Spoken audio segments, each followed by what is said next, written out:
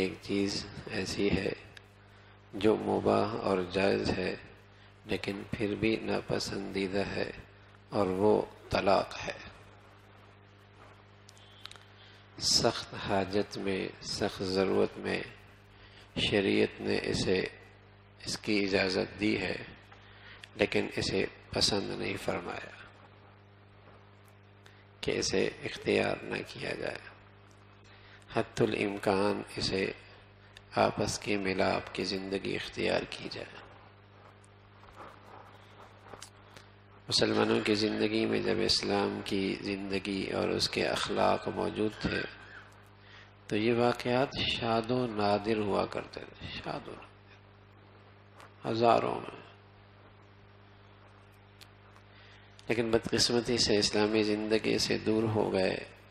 اس کا نتیجہ یہ ہوا کہ یہ واقعات بہت کثرت سے درپیش آنے لگے۔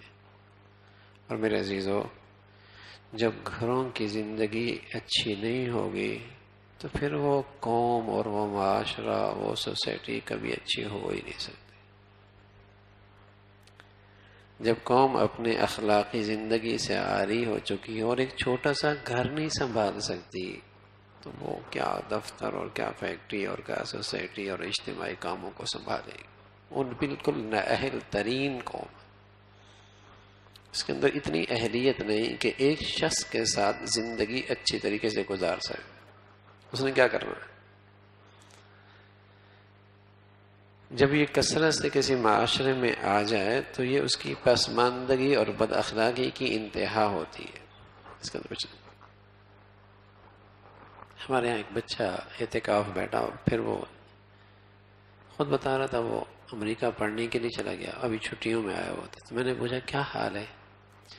کہنے لگا جس کلاس میں میں ہوں نا، اس کلاس میں جتنے بچے ہیں سب کے ماں باپ میں علیحدگی ہوئی ہوئی ہے، سوائے ایک لڑکے کے جس کے ماں باپ میں علیحدگی تو نہیں، لیکن وہ دونوں اکٹھے بھی نہیں رہتے، جب بھی اکٹھے ہوتے لڑائی ہوتی ہے۔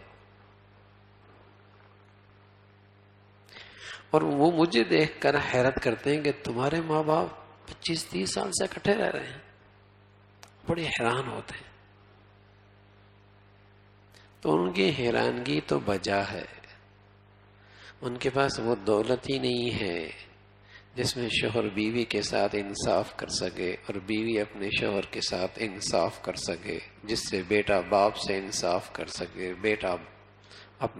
باپ اپنے بیٹے سے انصاف کر سکے، اور انصاف کے بدولت ان کے دل آپس میں محبت سے بھری ہوئی ہیں۔ وہ تو ان کی حیرانگی بجا ہے، ان کے پاس یہ دولت ہے ہی نہیں۔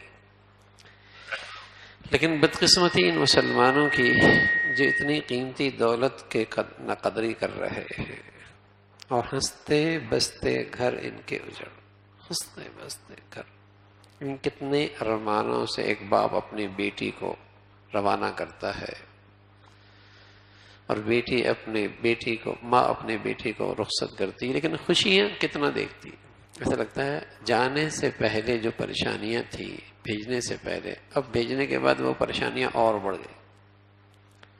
اور کتنی امیدوں سے اور کتنے جسے کہیں کہ خوشیوں سے ایک باپ اپنے بچے کے لیے بہو لے کے آتا ہے، لیکن اس گھر میں بیچارہ باہر کتنی دیکھتا ہے۔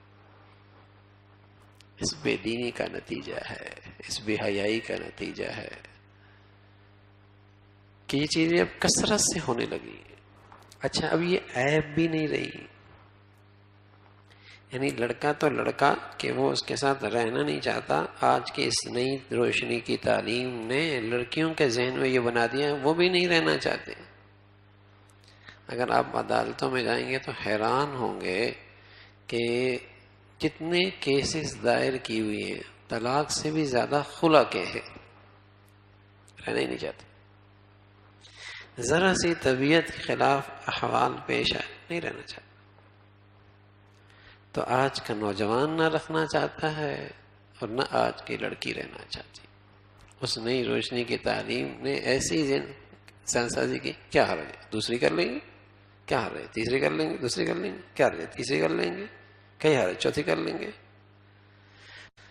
تو یہ پسماندگی ہے، یہ پستی ہے، یہ پسماندگی ہے، یہ پستی ہے کہ ایک گھر نہیں بنا سکتے۔ کیا کرنے میاں اس ڈگریوں کے اور اس پڑھائی کے اور اس تعلیم کے اور بڑی بڑی یونیورسٹیوں کے نام کے اور بڑے بڑے ملازمتوں کے اور بڑے بڑے جسے کہیں کہ عہدوں اور منصبوں کے نہ اہل اتنا ہے کہ ایک گھر نہیں بنا سکتا، ایک گھر کی زندگی نہیں سنوار سکتا، اہلیت اتنی بھی نہیں ہے۔ تو پہلے زندگیاں گزر جایا کرتی تھی، کبھی ناگوار حالت میں شوہر صبر کر لیا کرتا تھا، کبھی ناگواری پر بیوی صبر کر لیا کرتی تھی، کبھی ادھر سے شکر کے بول ہوتے تھے، کبھی ادھر کے شکر کے بول ہوتے تھے، گھر نہیں اجڑتے تھے، گھر بن جایا کرتے تھے۔ صبر شکر سے یہ زندگی کی گاڑی چلتی رہتی تھی، اس لیے کہ ایک گھر کا ٹوٹنے کا مطلب خاندان متاثر ہوتا ہے، پورا خاندان متاثر ہوتا ہے۔ ان ماں باپ کا حال پوچھیے نا جن کی بچیاں گھروں میں واپس آتی، نیندیں ختم ہو جاتی ہیں، سکون ختم ہو جاتا ہے، خاندان پورا متاثر ہوتا ہے۔